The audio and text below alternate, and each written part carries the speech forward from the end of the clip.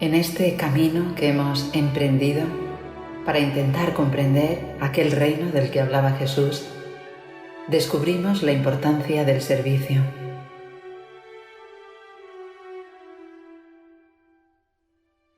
¿Es el altruismo, el servicio a los semejantes, deseable?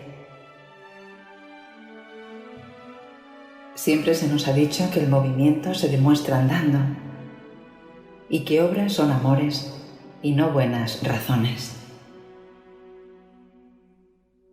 Nadie puede decir que ama a Dios sin servir a los demás.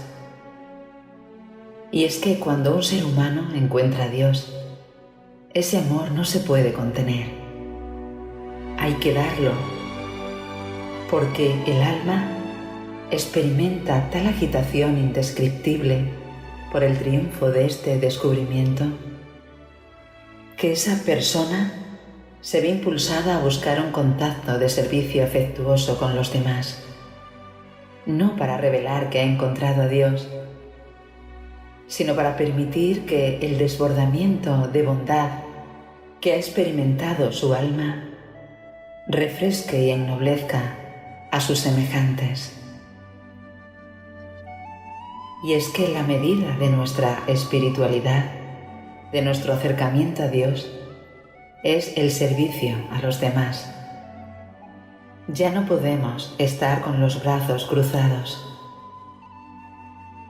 Y nos dicen que el creyente que aprende la verdad es la única alma progresiva y dinámica de la tierra, que este impulso espiritual es la fuerza motriz más poderosa que existe en el mundo. Debéis salir predicando el amor de Dios y el servicio a los hombres, decía Jesús, porque la hermandad y el servicio son el pilar del Evangelio del Reino. Y Jesús es el ejemplo perfecto. Él vivió una religión y una vida de servicio. Y eso fue así porque su vida estuvo impregnada de esa comunión con Dios, de donde procedía toda la fuerza y la energía espiritual que necesitaba para vivir su vida aquí. La acción, la consumación de las decisiones, es esencial para hacer crecer al Ser Supremo, para que algún día pueda hacerse realidad. Y los reveladores nos dicen que los hombres modernos hemos elaborado muchas creencias, pero que en el futuro las personas deberán vivir su religión dedicándose a servir de forma sincera.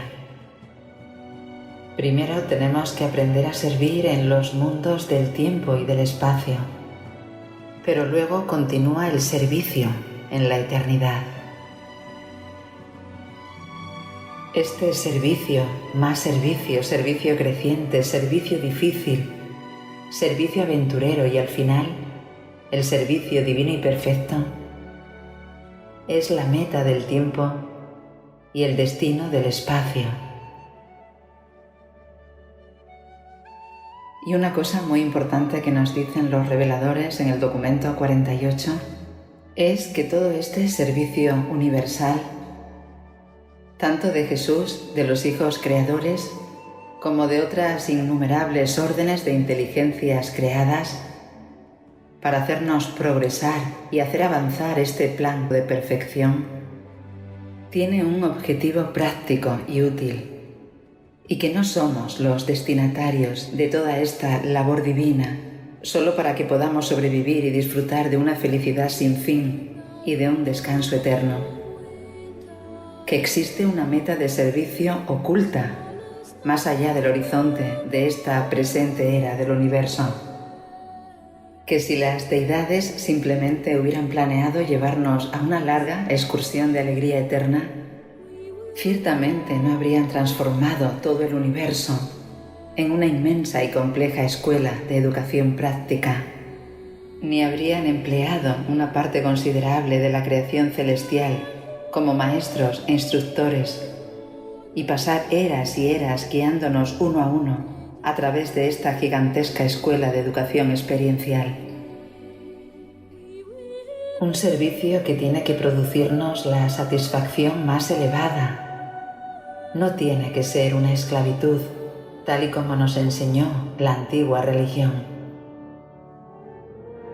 Este servicio tiene que estar guiado por nuestro espíritu interior, porque esta dominación del espíritu, que es existencial en los niveles absolutos, se convierte en una experiencia evolutiva en nuestros niveles finitos. Y esta experiencia la compartimos todos del mismo modo. Desde nosotros, criaturas mortales, hasta el Ser Supremo. Todos se esfuerzan, nos esforzamos personalmente por perfeccionarnos. Todos participamos personalmente en el destino. En una palabra, todos servimos en el universo de nuestro Padre Celestial. La religión no es solo un sentimiento pasivo, una paz estática y feliz, ni una certeza de la supervivencia. Es una experiencia viva y dinámica que consiste en alcanzar la divinidad basada en el servicio. La verdadera religión debe actuar. No es como el misticismo, que lo practican las personas que no disfrutan con las actividades de la vida social. La religión nunca se puede sentir satisfecha con unos simples pensamientos o unos sentimientos pasivos. Recordemos también la parábola de los talentos. A todo el que tiene se le dará más y poseerá en abundancia, pero al que no tiene, incluso lo que tiene se le quitará. No podemos permanecer inmóviles en los asuntos del reino de los cielos. Nuestro Padre exige que todos crezcamos en el conocimiento de la verdad. Vosotros que conocéis estas verdades, nos dice Jesús, debéis producir cada vez más frutos del Espíritu.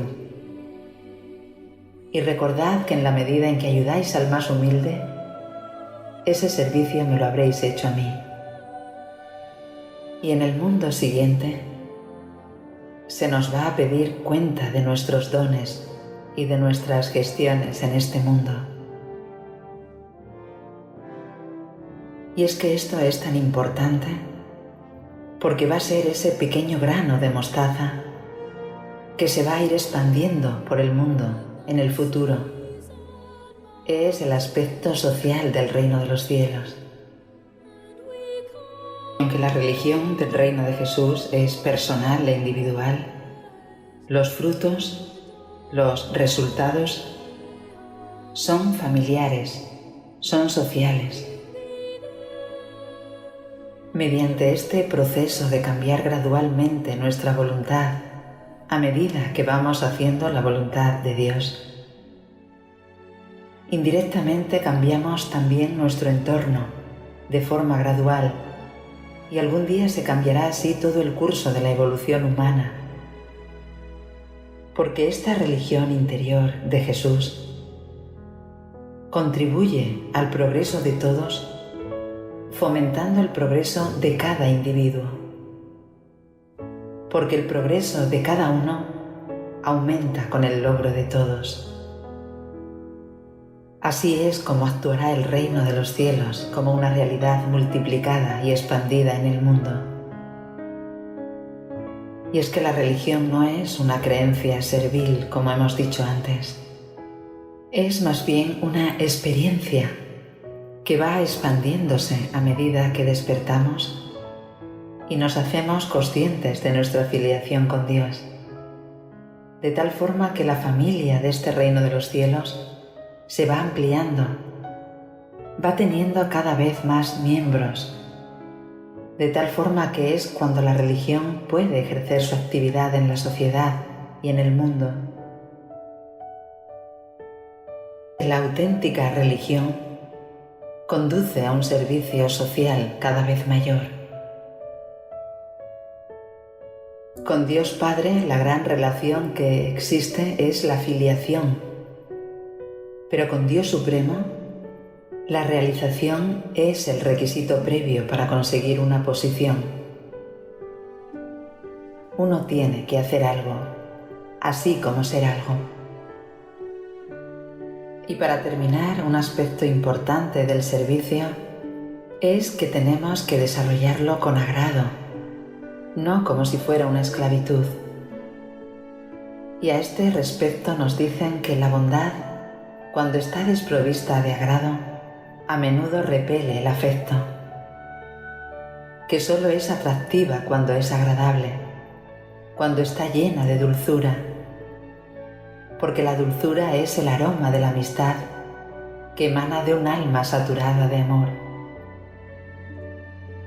Y recordemos que Jesús podía ayudarnos tanto porque nos amaba con sinceridad y nos daba un valor muy elevado. Y lo demostró como nadie dando su vida en la cruz. Fue la máxima expresión de su amor. Él no se sacrificó, sino que nos amó hasta las últimas consecuencias. En el próximo y último vídeo hablaremos de cómo, cuando nos hacemos conscientes de este reino dentro de nosotros, también empezamos a ser más conscientes de nuestra ciudadanía cósmica y empezamos a sentir que el universo, el cosmos, es nuestro futuro y verdadero hogar.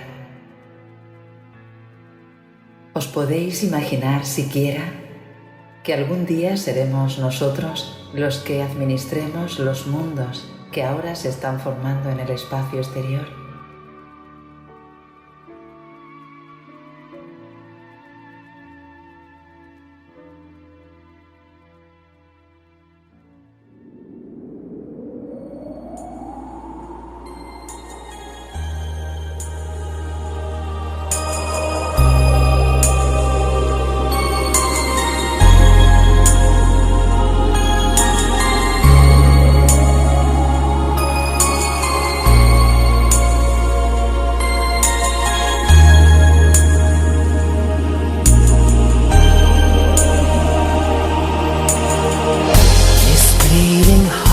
Dry.